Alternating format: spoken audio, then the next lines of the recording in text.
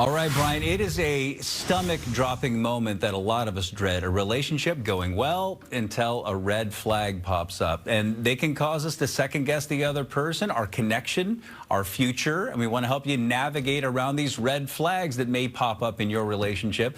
So we called in an expert. Joining us live, best-selling author and addiction treatment specialist TJ Woodward is with us. TJ, good morning to you. Good morning. So delighted to be here with you. Yeah, it's great to have you once again. So talk about red flags. What are they? What would be a good example of a red flag that pops up in a relationship? Well, when we talk about red flags, we tend to think of the red flag in the other person. So traditionally, we might say, uh-oh, there's a behavior, there's a tone of voice, there's something this person just said or did, and it feels really familiar. What I want to invite is that's true, but what we want to really look at is what's getting touched within us. In other words, we really want to be curious about what red flag arises in us rather than the other person. Okay, but there are some universal red flags. I mean, it depends on our past experience as well, as you just mentioned, but what would you say the biggest relationship red flags to be aware of would be? Well, I think anytime someone is disrespectful, what I'm not talking about when we're shifting from the other person to looking at our red flags is something that's obviously abusive. There are people who have a history of being in an abusive relationship. So if there is something that shows up that feels familiar, it's kind of like, oh, this time I thought it was going to be different, but suddenly you're in that same relationship. So if we're talking about something like severe abuse that shows up, obviously we're talking about walking away from that relationship. But for most of us, when that red flag shows up, it's really an invitation to do some deeper healing. Okay, so when the red flag goes up in the relationship, when should we maybe ignore it and maybe when shouldn't we? Well, I don't think we ever want to ignore it. What we want to do is when it shows up, we want to start inviting ourselves to ask some questions. One, is this familiar? Is this something getting touched within me?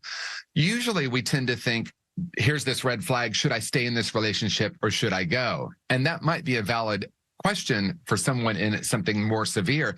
But for many of us, that gets touched and it really is something that's wanting to heal. So we unplug, we plug into ourselves, we don't ignore it, but we ask what's getting touched and how do I begin to do a deeper healing around this? Got that. Okay, so if the relationship is safe, it is healthy, you're going along just fine, and then all of a sudden there's this thing.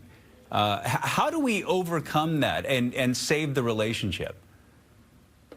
Well, we start by being really aware, not of what was said or done, but what was getting touched, as I said. And once we're aware of that, we look at the familiarity of it and the history of it. Is this something that has been repeated in relationships that I've been in?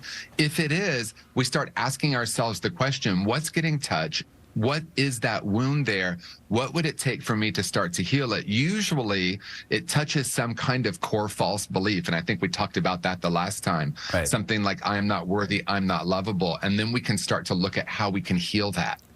Okay, so when we address that, and I would imagine if it's a relationship that you are invested in, you want to save the relationship. So how do we deal with that? We start by looking at that wound. Where did this originate? Start doing some of that deeper work of healing those original places where that wound got touched. Then from there, we do, of course, go to the other person and see what's available in terms of communicating that.